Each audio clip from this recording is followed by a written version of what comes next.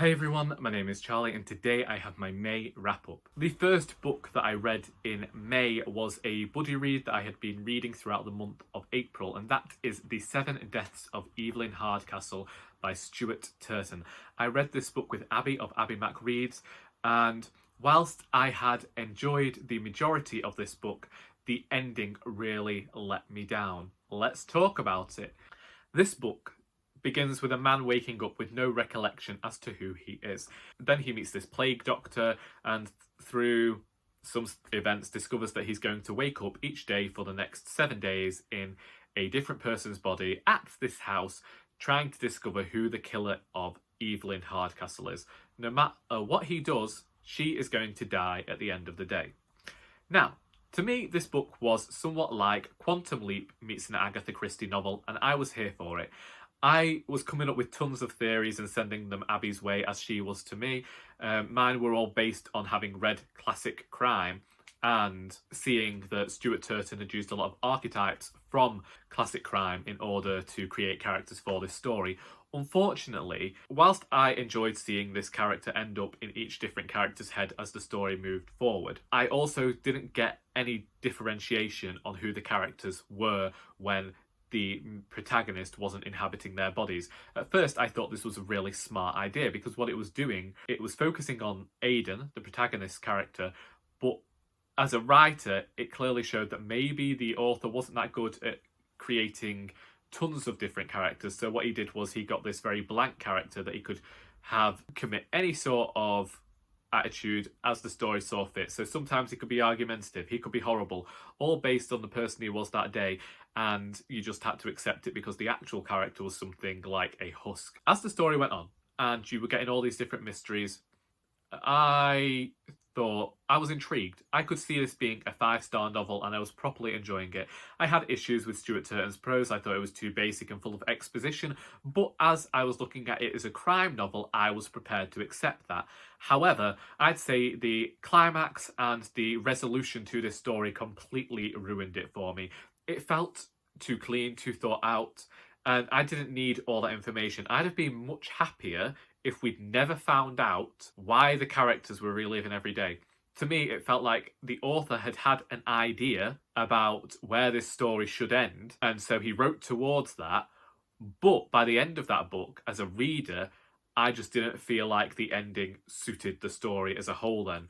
Also, not gonna lie, to me, it was quite predictable. I don't know whether it was because I have read so much crime fiction in the past, but to me it was predictable, and adding this element of the science fiction wasn't enough for me. Characters weren't good, and the story ended up falling flat on its face. Next, I finished listening to the audiobook of Jingo by Terry Pratchett. This was one of the City Watch books, and I am beginning to think they are my favourite series within the Discworld series because they just make me laugh. They remind me of Police Academy. I like the way that Terry Pratchett uses allegory to tell his story, and he also manages to fit this humour in there. I feel as though they are incredibly smart books that bear rereading or re-listening to, as is the case for me. I would be interested to see how these books read, as I have only ever listened to them. At this point, I find them comforting and I find them something that I seek out, like when I wanted to, like when you're looking for something easy and digestible. And that's what I get with Terry Pratchett. I thoroughly adored this. It sees, I can't even remember what the land's called now. The book did impact me, but I can't blame and remember what this land was. A land came out of the ocean and 2 places were claiming ownership over it, and this was going to start some sort of war. And the main character in here, he doesn't want a war. Then it's really a load of offshoots as they quest to stop this war from happening. It's humorous, political, and allegorical, and awesome.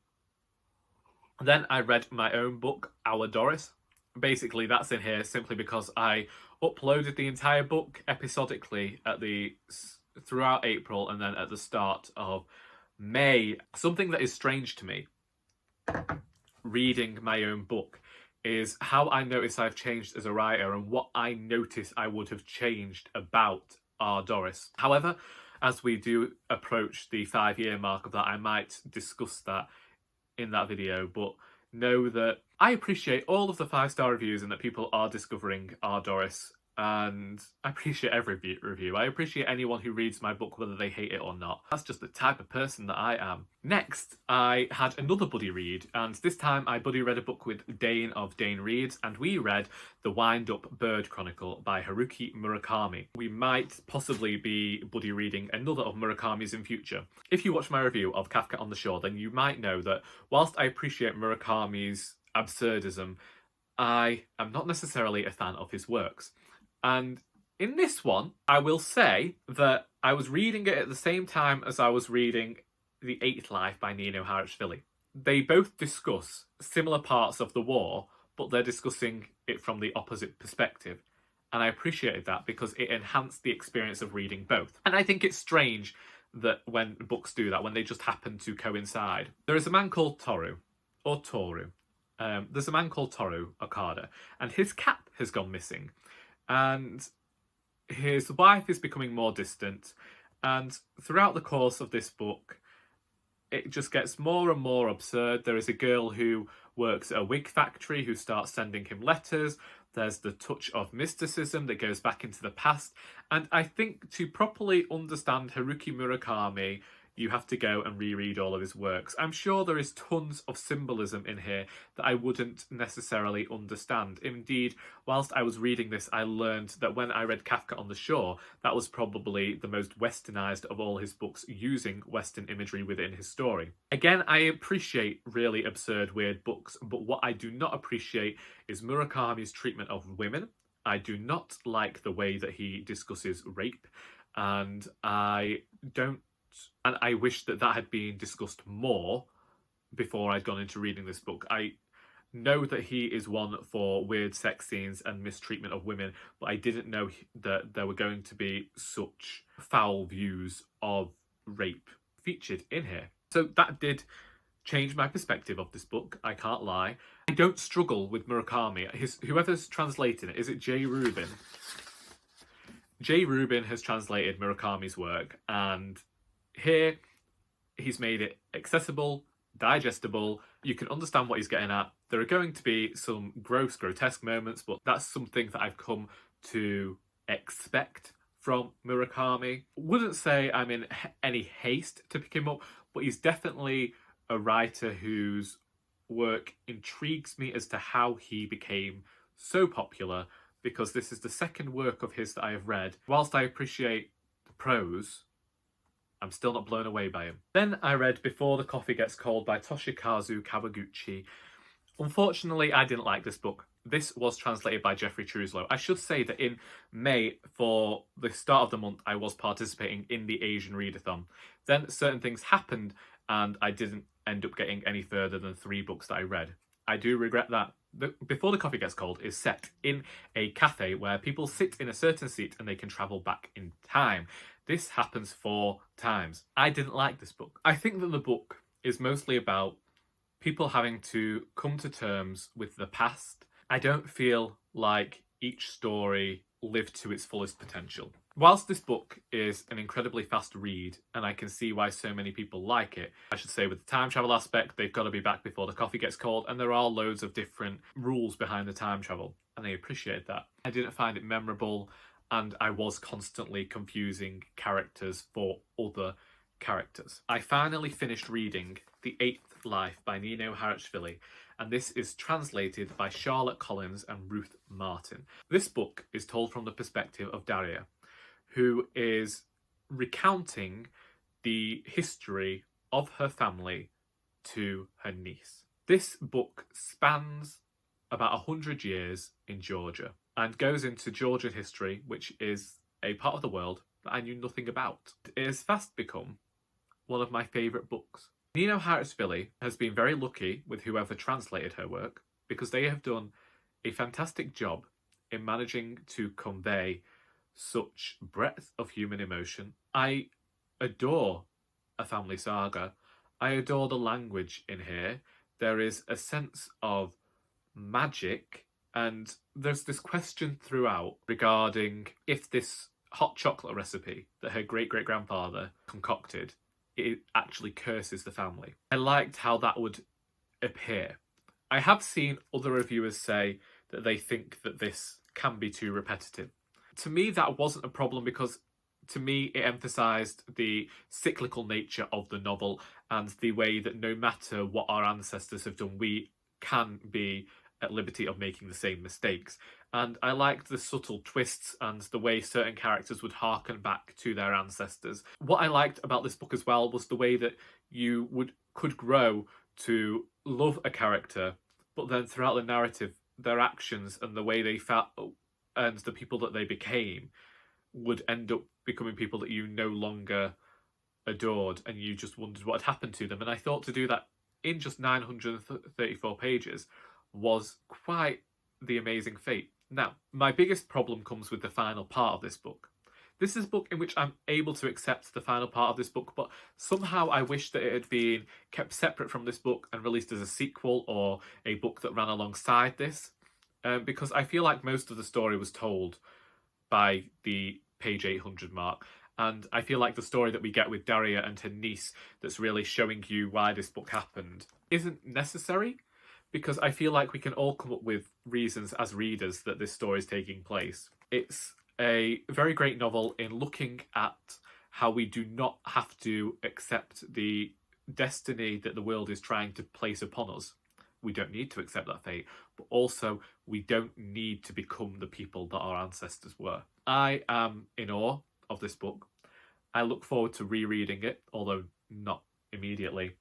There are some horrible scenes in here of violence, but they never felt gratuitous and they all felt as though they'd been done deftly with a poet's ear, I'd say.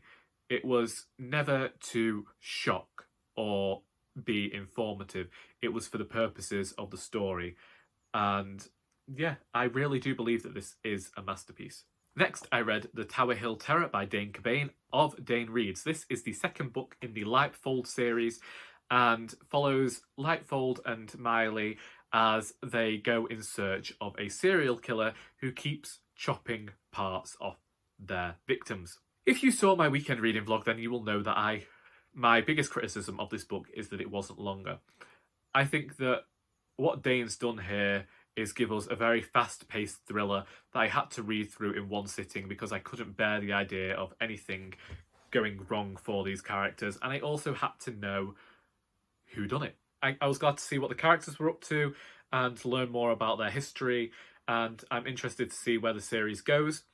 I still think that I prefer Driven. I liked what Dane was talking about in here, and I'm beginning to think that he really likes to go in for technological thrillers and the way that technology can actually be manipulated and used in ways we didn't think. And the next and final book that I read in May is The Girl Who Wrote Loneliness by Kyung Sook-Shin, and this was translated by Han Yun Young.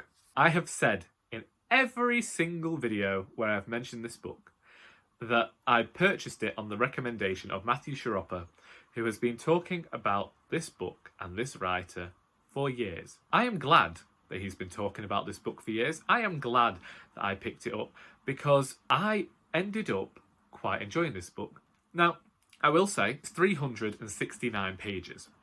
And so I expected this to be a quick read, one that I just flicked through, and I didn't expect it to be a book that was slow and measured, and that I would have to take my time over to mull things out.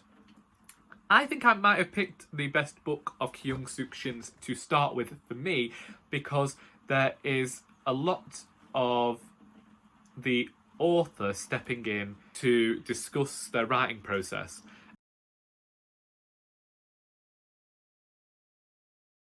This book is told in two different timelines. So you have the past where this teenage girl is working at a factory in Korea and all of the struggles that she goes through while she's working there, people trying to unionise and the management fighting back against that. I didn't know the history behind that, but I like that it was included here, and I feel like it's a tale that we can all empathise with in feeling so small and like we can't do anything to make change. And then we also have this other part where the girl is now a writer, and people from her past keep getting in touch to ask why she hasn't written about this or why she wrote something in a certain way. And there's a lot about the writer being more protective over her work because she doesn't want to offend anybody. I also empathised and sympathised with that because as a writer, if you didn't know, I have written quite cosy books, and a lot of the time that comes from the fact that I can remember thinking, well, what if my nan reads this? And I don't feel like that with my poetry. I don't think my nan's ever going to read my poetry, but if you read Doris, I do keep out a lot of words, swear words that I would probably use myself in my everyday life, and I do cut things because I worry about the fact that sometimes these are actually family stories that I'm telling. To see that was something that I connected with immediately, and that's why I say I think this was the best book for me to start with of the writers. I like this mix of tenses, and it felt as though I was reading something truly different. If you didn't know, I've read a lot of books, and any time a book does something different with tense, I appreciate it. I appreciated small bits of confusion I'd have in here, and at the same time what I really, really appreciated was this narrator, because the narrator matched the character so well. And that's not something you'll usually see. Sometimes you can have a first-person narrator who is just the writer in, it's like the whole wolf in sheep's clothing type thing. The narrator will speak completely differently than the character when you see them in the speech patterns. And I appreciated how the character felt so fully formed. Sometimes in a book, I'll dislike distance. But here, it made sense to me, and I appreciated the omissions and the distance the author kept. Well, the distance the narrator kept throughout the story. The girl who wrote loneliness, there was definitely something of the lonely tone here. Also, I appreciated how this book also discussed family and obligation, and if you didn't know, those are two subjects I enjoy reading about. I'm glad to have this book in my life. I do think that I will have to reread it at some point for no other reason than something I won't go into. I do think I'll reread this at some point, and I look forward to it, and I look forward to going back and uncovering things that I didn't notice the first time round, the same as I do whenever I'm reading a book. And so, yeah, I recommend this one too. And that was the 20th of May, and for the final 11 days of May, I didn't read anything, and I'm only just getting back into reading now. So I am going to leave things there. If you have read any of these books and would like to discuss them, then please feel free to do so in the comments. I hope that you have enjoyed this video, and until next time, that is all.